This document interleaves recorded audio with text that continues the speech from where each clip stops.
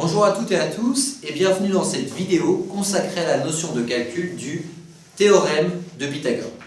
Ce théorème-là est extrêmement important en tâche-mage étant donné qu'il est très souvent employé dans de nombreuses questions. C'est la raison pour laquelle il faut le maîtriser par cœur. Alors, le théorème de Pythagore, premièrement, s'applique dans les triangles qui sont rectangles, c'est-à-dire composés d'un angle droit, en d'autres termes un angle à 90 degrés. La formule, c'est C carré, c'est-à-dire la longueur de l'hypoténuse au carré, est égale à A carré plus B carré. En d'autres termes, la longueur de l'hypoténuse au carré est égale à la somme de la longueur des deux autres côtés au carré. C carré est égal à A carré plus B carré. Ce qui est extrêmement important en tâche-mage, comme vous le savez, c'est la gestion du temps. C'est la raison pour laquelle nous avons fait sur la partie gauche du tableau une liste de triangles dits pythagoriciens. C'est-à-dire qu'il faut apprendre par cœur les trois longueurs plutôt que de les calculer. Si jamais vous avez A est égal à 3, B est égal à 4, vous pouvez directement déduire, dans le cas d'un triangle rectangle, que C est égal à 5. Pas la peine de calculer 3 au carré 9 plus 4 au carré 16, 9 plus 16, 25. Vous perdrez du temps. Connaissez ces triangles pythagoriciens par cœur. La première colonne correspond à la longueur de A, la deuxième colonne correspond à la longueur de B, la dernière colonne correspond à la longueur de C, l'hypoténuse. Vous avez 1, 2, 3, 4, 5 triangles pythagoriciens à connaître sur le bout des doigts. Pas la peine d'en connaître plus, les concepteurs du tâche-mage ne vont jamais plus loin qu'un triangle de longueur 20 cm. C'est extrêmement rare. Donc, si jamais vous avez par exemple 3 et 4, déduisez-en rapidement que C est égal à 5. Si jamais par exemple vous avez C est égal à 15 et B est égal à 12, vous pouvez directement trouver la longueur A, 15, 12, 9. Donc connaissez vos triangles pythagoriciens par cœur. À présent, on va s'entraîner sur un exercice mettant en pratique le théorème de Pythagore. Soit un triangle ABC. ABC. La longueur AC est égale à racine de 32.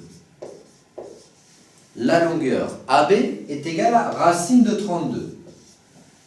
La longueur BC, enfin, est égale à 8 cm. Alors, bien que visuellement vous avez l'impression que mon triangle soit rectangle A, on n'en sait strictement rien. Soyez toujours très vigilant à ça. Schématiquement, on peut avoir l'impression que le triangle soit rectangle, ce n'est pas forcément vrai. Il faut donc vérifier par le calcul que mon triangle soit bien rectangle. La question qui vous est posée est de savoir, du coup, quelle est la mesure de l'angle ABC. Donc, premier réflexe à avoir, comme je vous le disais, vérifions cet angle-là afin de savoir s'il est rectangle, s'il est droit. Pour cela, on va appliquer la réciproque du théorème de Pythagore. Si C au carré est égal à A au carré plus B au carré, dans ce cas-là, on peut en déduire que le triangle est rectangle. Alors, 8 au carré est égal, c'est la question que l'on se pose, à racine de 32 au carré plus racine de 32 au carré. Si jamais, donc c'est une question qu'on se pose, si jamais c'est le cas, on en déduit que A est rectangle. Si jamais ce n'est pas le cas, ça signifie qu'il n'est pas rectangle. Alors, 8 au carré est égal à 64. Racine de 32 au carré, racine au carré, la racine carrée disparaît, il nous reste donc 32. La même chose, 32.